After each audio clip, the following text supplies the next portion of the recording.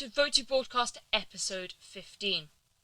Now, we've seen with the Black Lives Matter movement, which has spread across the world, that institutional racism still exists. And in Britain, this has been clear through what the Black Lives Matter campaigners have been trying to highlight, that the glorification of slave traders is present in modern society. Now, they've mostly been tackling it's present in statues and memorials, but it's also hidden within the names of places. And as Asad will tell us, he'll tell us more. Now, Asad, tell us briefly about the problems that surround memorials across the country. Hi, yes, so memorials around the country are obviously dedicated to people who have done good acts in their life, but often what memorials do is they celebrate figures who often have links to more negative things, and right now, what's being highlighted a lot more is memorials which celebrate people who were involved in the slave trade. So, what memorials often do is they gloss over the negative aspects of people's lives and make them out to be a hero, which in some ways they still can be. They can be good people, but I think it's very important to still acknowledge the bad things that they have done as well as the good things. Yep. And then how is this particularly relevant in the case of slave traders? So slave traders, well, it was being a slave trader was quite a common way to earn money about 200 years ago.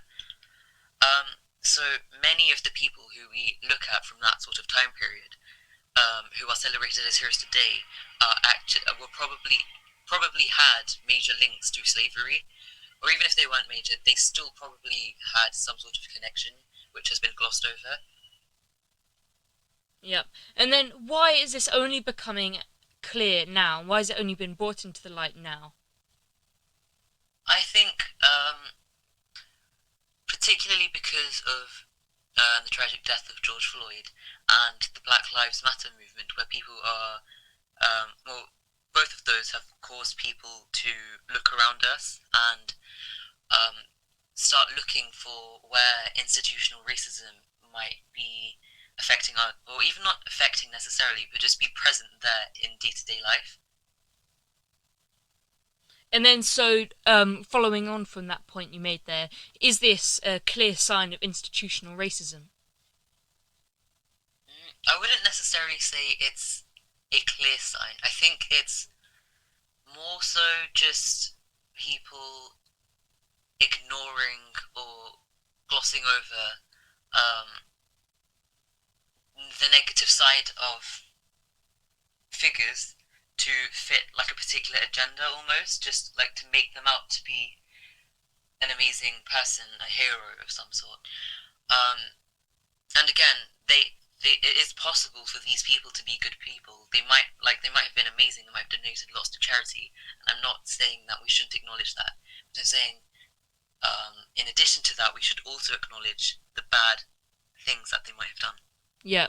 And then, is it an active mistake in which they've actively been trying to write out their bad sides in order to highlight their good sides of their nature? Or is it something which is linked to a more grounded and more subtle institutional racism in which people don't really understand the extent of slave trading and the oppression that the British Empire might have caused across the world?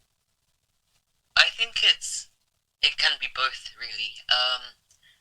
I think in some examples you'll find that people have purposely cut out obvious information to make somebody look like a good person.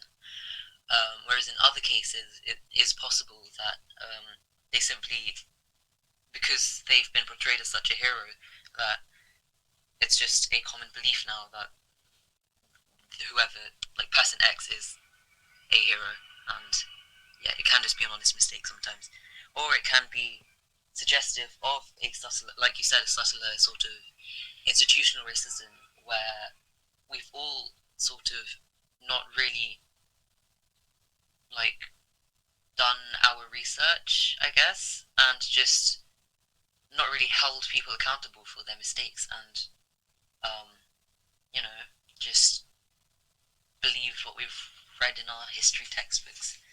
Yeah. And then tell us the issue that you've been researching with Thomas Guy. Yeah, so this Thomas Guy was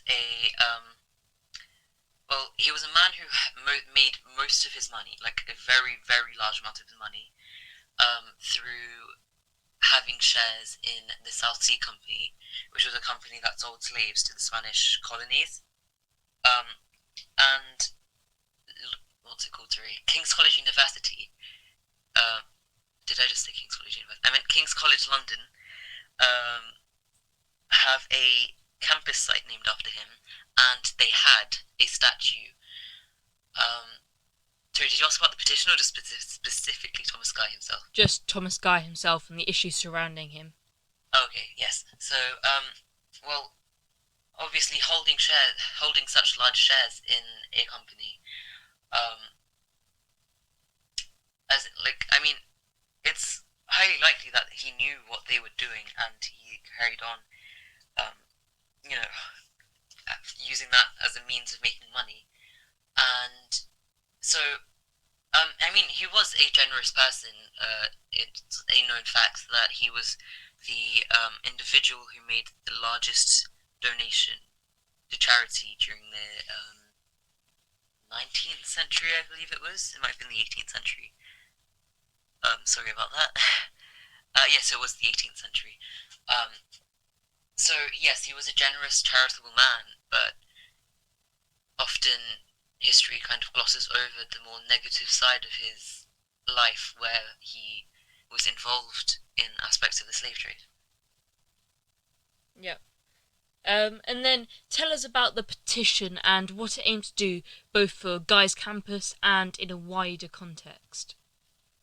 So the petition, well, originally it set out to just change the campus name because, well, the university uses the excuse of the hospital.